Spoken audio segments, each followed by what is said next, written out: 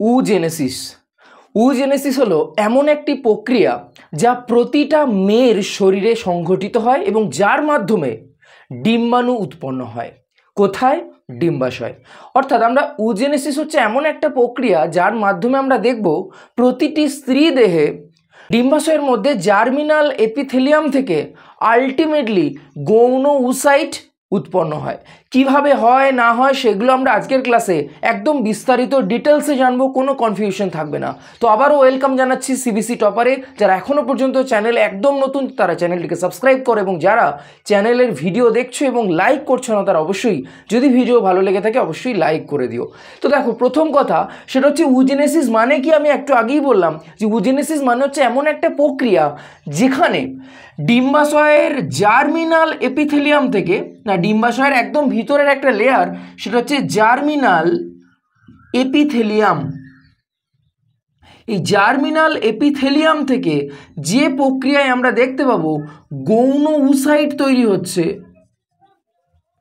তাকে আমরা বলবো, সেই প্রক্রিয়াটাকে আমরা বলবো উজেনেসিস। এই গৌণ উসাইটের জায়গায় অনেকে কিন্তু ডিম্বাণু বলে ভুল করে, যে প্রক্রিয়ায় ডিম্বাণু উৎপন্ন হয়। অ্যাকচুয়ালি ডিম্বাণুর মধ্যে কিন্তু ডিফারেন্স আছে, গৌণ উসাইটের মধ্যে ডিফারেন্স আছে, সেটা আমরা আজকের ক্লাসেই জানবো। তো দেখো, প্রথম কথা হচ্ছে না, আমরা যদি একটা মহিলাদের দেহের তোমার ডিম্বাশয়ের স্ট্রাকচার দেখি, মনে করো এটা একটা ডিম্বাশয়, এবং সেই ডিম্বাশয়ের মধ্যে একদম একটা ভিতরের লেয়ার যেটাকে আমরা বলতে পারি সেটা হচ্ছে জার্মিনাল এপিথেলিয়াম। জার্মিনাল এপিথেলিয়াম, এবং এই জার্মিনাল এপিথেলিয়ামের কিছু কোষ সংখ্যায় বৃদ্ধিপ্রাপ্ত হয়।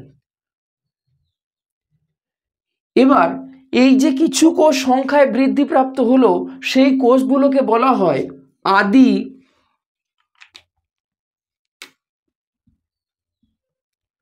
ডিম্বথলি। আদি ডিম্বথলি বা ইংরেজিতে বলে প্রাইমর্ডিয়াল ফলিকল। এখন এই যে আদি ডিম্বথলি কোথা থেকে সৃষ্টি হলো? জার্মিনাল এপিথেলিয়াম থেকে।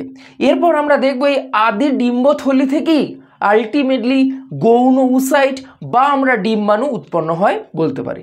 ডিম্বাণু কি গৌণ উসাইট কি আমরা পরে বিস্তারিত আসছি। তো প্রথম কথা হচ্ছে, আমরা যদি এটাকে ছকের মাধ্যমে বুঝি যে অ্যাকচুয়ালি উজেনেসিস কি, না একটু ভালো করে লক্ষ্য করো। মনে করো, আমি এই জায়গাটা একটু ইরেজ করলাম। মনে করো এই কোষটি হচ্ছে জার্মিনাল এপিথেলিয়ামের একটি কোষ, এবং জার্মিনাল এপিথেলিয়ামের প্রতিটি কোষ হচ্ছে ডিপ্লয়েড। অর্থাৎ এক্ষেত্রে মহিলাদের ক্ষেত্রে এর ক্রোমোজোম বিন্যাস কি? 44টা অটোজোম প্লাস XX।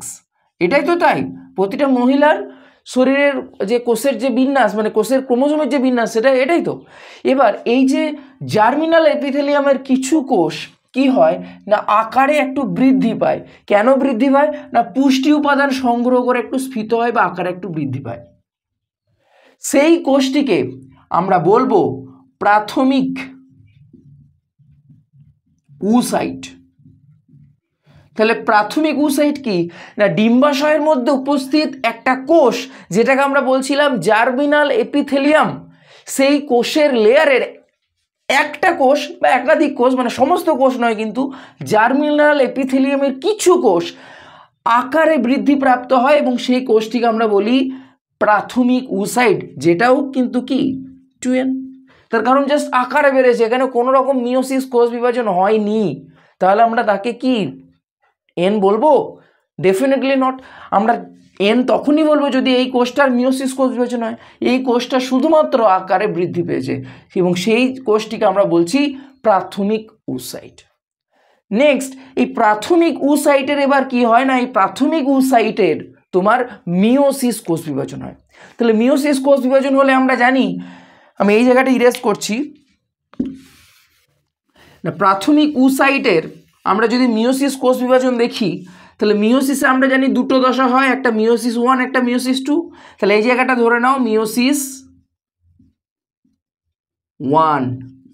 তাহলে মিওসিস 1 হলে এখান থেকে কটা কোষ তৈরি হয় না? আমরা যদি মিওসিস কোষ বিভাজন দেখি কি হয়, এটা 2n থাকলে মিওসিস কোষ বিভাজনে প্রথমে দুটো অপত্য কোষ তৈরি হয়, যেটা ক্রোমোজোম সংখ্যা অর্ধেক হয়ে যায়, যেটাকে আমরা এন বলছি, সেখান থেকে পুনরায় আবার সমবিভাজন ঘটে, এটাই তো মিওসিস কোষ বিভাজন। তাহলে মোট কোষ উৎপন্ন হয় কটা? 4টে। এখানেও তাই, প্রাথমিক উসাইটের কি কোষ বিভাজন হবে? মিওসিস কোষ বিভাজন। তাহলে প্রথমে দুটো কোষ তৈরি হবে এবং এখানে একটা মজার জিনিস ঘটে এবং খুব ইন্টারেস্টিং, সেটা হচ্ছে মিওসিস কোষ বিভাজন অর্থাৎ মিওসিস 1-এ আমরা দেখবো একটা বড় কোষ তৈরি হচ্ছে আর একটা তুলনামূলক ছোট কোষ তৈরি হচ্ছে। এখানে কিন্তু দুটো কোষের মতো আকারে একদম একই রকম সেরকম কিন্তু এখানে হয় না। কেন হয় না বিস্তারিত পরে বলছি। তাহলে মিওসিস 1-এ যে দুটো কোষ তৈরি হলো, এই ছোট কোষটাকে বলা হয় পোলার বডি আর এই বড় কোষটিকে বলা হয় গৌণ উসাইট। গৌণ উসাইট, এই গৌণ উসাইটটা এরপর তোমার মিওসিস 2-তে অংশগ্রহণ করে এবং মিওসিস 2-তে তখনই যাবে, কারণ আমরা জানি মিওসিস 1-এর দুটো দশা, এটা মিওসিস 1, এটা মিওসিস 2, মোট 4টে কোষ উৎপন্ন হবে। এখানে আলটিমেটলি হয়েছে কটা? দুটো। মিওসিস 1-এ এসে কিন্তু এরা দাঁড়িয়ে যায়, মানে মেটাফেজ দশায় তারা ফিক্সড হয়ে যায়। তারপর মিওসিস 2-তে তখনই যাবে যদি এই গৌণ উসাইট কার সংস্পর্শে আসে না, যদি শুক্রাণুর সংস্পর্শে আসে। যদি এই গৌণ উসাইট শুক্রাণুর সংস্পর্শে আসে তবেই কিন্তু এটা পুনরায় দ্বিতীয় ডিভিশনে যাবে, অর্থাৎ পুনরায় মিওসিস 2-তে যাবে, আদারওয়াইজ কিন্তু যাবে না। তাহলে তুমি ভাবো, যে সমস্ত নারীর মেনস্ট্রুয়েশন হয় অর্থাৎ পিরিয়ডস হয় অর্থাৎ রজচক্র হয় অর্থাৎ মাসিক হয়, সেই সমস্ত নারীর তো শুক্রাণু সংস্পর্শে আসার কোনো কথাই নেই। তাহলে তাদের শরীর থেকে নির্গত আমরা কি বলবো? ডিম্বাণু বেরোয় না গৌণ উসাইট বেরোয়? না, অবভিয়াসলি গৌণ উসাইট বেরোয়। তাহলে এখন তোমার প্রশ্ন যে স্যার গৌণ উসাইট তো উসাইট করছেন, তাহলে ডিম্বাণুটা কি?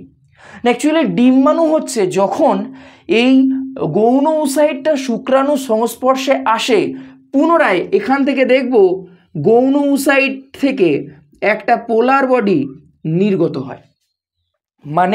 মানে গৌণ উসাইটের সাথে যদি শুক্রাণু সংস্পর্শে আসে, সঙ্গে সঙ্গে গৌণ উসাইট যেমন ছিল তার সাথে একটু ক্ষুদ্র পোলার বডি উৎপন্ন হয়। যদি এই গৌণ উসাইটের সাথে পোলার বডি উৎপন্ন হয় তখন আমরা তাকে আর গৌণ উসাইট বলবো না, বলবো ডিম্বাণু। তাহলে ডিম্বাণু আর গৌণ উসাইটের মধ্যে ডিফারেন্স কি? ডিম্বাণু হচ্ছে গৌণ উসাইট থেকে যখন একটা পোলার বডি নির্গত হবে তখন তাকে আমরা বলবো ডিম্বাণু, এবং ডিম্বাণু তখনই বলবো যখন অলরেডি গৌণ উসাইটের সাথে শুক্রাণুর সংস্পর্শ হয়েছে। I think it's clear. এবং যখনই শুক্রাণু শুক্রাণু গৌণ উসাইটের সংস্পর্শে আসবে সঙ্গে সঙ্গে মিওসিস 2 হবে। তাহলে মিওসিস 2-তে কি দেখতে পাবো? একটা বড় কোষ তৈরি হচ্ছে, একটা ছোট কোষ, এবং বড় কোষটা অলরেডি যেটা গৌণ উসাইট ছিল সেটাকে আমরা বলছি ডিম্বাণু। এবং এদিকেও তাই পোলার বডিরও কি মিওসিস 2 হবে। সঙ্গে সঙ্গে এই একটা পোলার বডি থেকে কটা পোলার বডি হবে?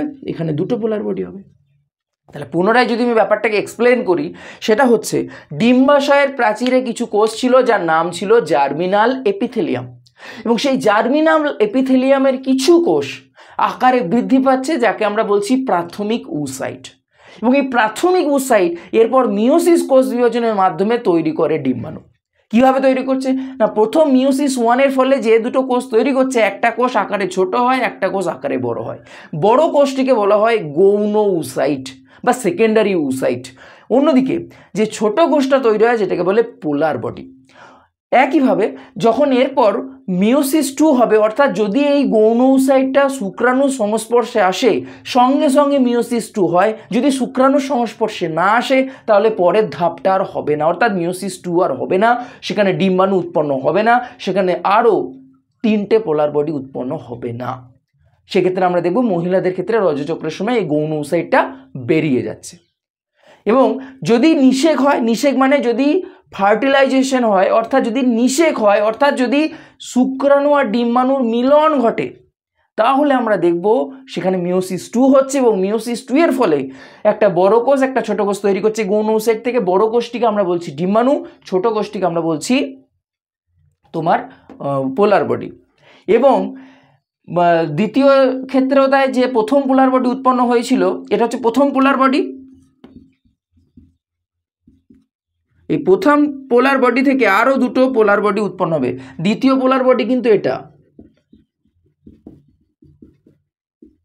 কারণ এটার পরে তৈরি হয়েছিল এটা, এটা যখন তৈরি হচ্ছে তারপরে এখানে দেখবো দুটো পোলার বডি তৈরি হচ্ছে। তাহলে মোট আমরা ওজেনেসিস প্রক্রিয়ায় দেখতে পাচ্ছি 3টে পোলার বডি উৎপন্ন হচ্ছে। এখন প্রশ্ন, পোলার বডি কেন উৎপন্ন হচ্ছে?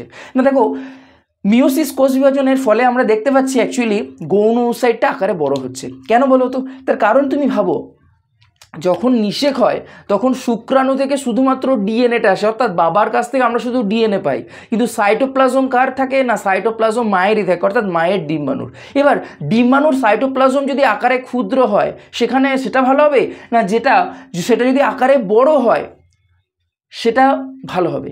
অবভিয়াসলি যদি ডিম্বাণুর সাইটোপ্লাজম আকারে বড় হয় তাহলে কি হবে? তাহলে তোমার বেশি ভালো হবে, বেশি ভালো, সহজেই পুষ্টি দিতে পারবে, সহজেই যে ভ্রূণটা তৈরি হবে সেটা সুগঠিত হবে।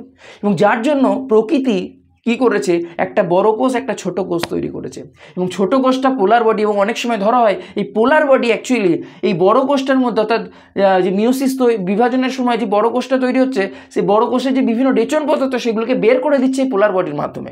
তার ফলে এই বড় কোষটা একদম কি হচ্ছে, সুগঠিত থাকছে, সেখানে সেটা একদম মানে ডিফেক্টিভ থাকছে না আর কি। ঠিক আছে, এবার এই পোলার বডিগুলো পুনরায় নষ্ট হয়ে যায়, বিনষ্ট হয়ে গিয়ে পুনরায় আবার কি করে, পুষ্টি সরবরাহ করে। তার মানে গৌণ ওসাইটে শুক্রাণু এলো, তৈরি করলো ডিম্বাণু। তাহলে ডিম্বাণুটা তখন কিন্তু আর অনিষিক্ত ডিম্বাণু নয়, ডিম্বাণুটা অলরেডি নিষিক্ত ডিম্বাণু। মানে এখানে যে গৌণ ওসাইটটা সেটা শুক্রাণু সংস্পর্শে এলেই তৈরি হচ্ছে ডিম্বাণু। ডিম্বাণুটাকে যখনই এবার শুক্রাণু নিষেক করছে সেখান থেকে আমরা কি দেখতে পাবো, সেই ডিম্বাণু থেকে তৈরি হচ্ছে নিষিক্ত ডিম্বাণু। নিষিক্ত ডিম্বাণু মানে সেখানে শুক্রাণু আর ডিম্বাণুর মিলন ঘটে গেছে।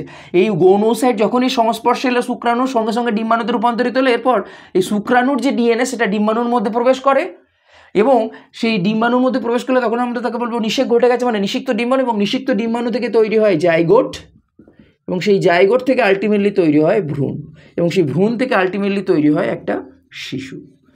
এবার কীরকম কি ডিম্বাণু স্ট্রাকচার সেটা আমরা পরের ক্লাসে আলোচনা করবো। এবং তোমরা এখনো পর্যন্ত যদি কিভাবে শুক্রাণু উৎপন্ন হয় সেটা না জেনে থাকো, অর্থাৎ যদি স্পারমাটোজেনেসিস প্রক্রিয়া সম্বন্ধে তোমার আইডিয়া না থেকে থাকে, আমি ভিডিওর লিঙ্ক তোমাকে দিয়ে রেখেছি, অবশ্যই দেখে নিও, তুমি উপকৃত হবে। এবং আজকের এই ক্লাস রিলেটেড কোনো কোয়ারিজ, কোনো জিজ্ঞাসা থাকলে অবশ্যই কমেন্ট সেকশনে জানিও। এবং আবারও বলছি, যদি চ্যানেল একদম নতুন হও চ্যানেলটিকে সাবস্ক্রাইব করো, এবং যদি ভিডিওটা ভালো লেগে থাকে লাইক করো, তোমার বন্ধু বান্ধবীদের সাথে শেয়ার করো।